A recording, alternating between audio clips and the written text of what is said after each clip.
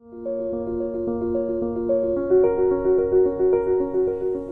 the most rewarding part of working with Voices for Children, also known as CASA of St. Louis, is just being able to share in the successful moments with the children that we work with, their highs, their lows, and ultimately being on that journey with them until they reach permanency. So our children are definitely in need of strong advocates and supports that will ultimately advocate for their best interests, especially during their most vulnerable moments. So those moments where the child may not have the courage to speak up and say what's really on their minds, the advocate can do that for them and also make sure that their needs are being met, that their desires are being met to the best of their ability. So the unfortunate reality is that there are higher amounts of African American children in foster care as compared to other demographic groups.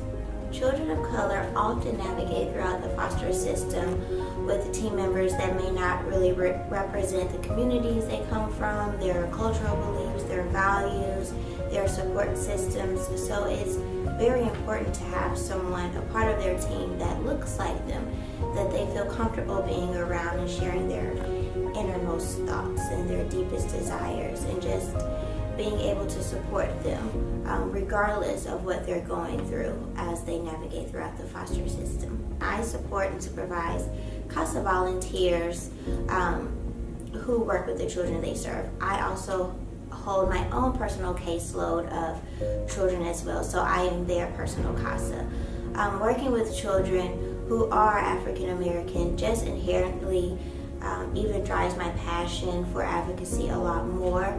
I recognize that they are often in homes that aren't familiar, communities that they aren't also familiar with, and so I really want to see them succeed and help them succeed and do every possible thing that I can. I also recognize that I have my own different backgrounds, different values, different beliefs, as well as privileges, but whatever that I can do to make sure that their needs are being met, that I can advocate for their best interests so that they can succeed after they are out of the system, I want to do whatever possible.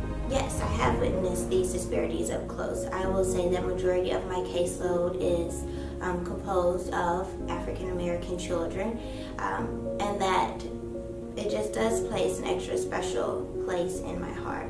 So I don't necessarily go harder for these children, but I recognize some of the pitfalls that they go through, some of the plights that they face and that they are experienced with. And being able to advocate for them, to speak up for them on their behalf, is an even greater feeling for me when I know that their team members may not be reflective of what they look like, of where they come from, but being able to understand that what they've been through, I may not have been through, but I can pull in some of those connections that we share to make sure that their best interests are being met and that their needs are also being met. In my opinion, African American volunteers are very crucial to the African American children that we serve because there is a face that looks like them. I am a strong believer in that representation matters greatly, especially in the foster care system. I've said plenty of times that the team members are often the opposite of what the child looks like, of where they come from. However, when I pair a CASA volunteer that looks very similar to the child of the caseload that they're serving, you can also kind of tell that instant gratification, that instant connection, it works. And I think it really also makes the child feel very connected, very at ease, and just overall supported because they know they have somebody in their corner that is willing to go to bat for them for whatever that they need. Our children need our help.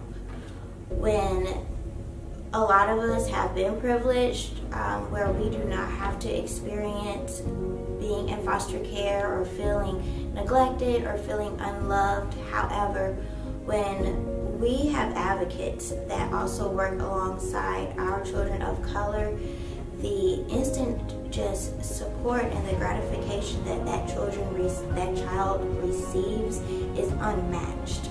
Our children need our support. They need our advocacy. They need people that understand our cultural differences, our cultural biases, our values of family, of staying connected, and someone that is not there to judge because they don't understand. We need volunteers that are representatives of the children that we serve and that looks like us.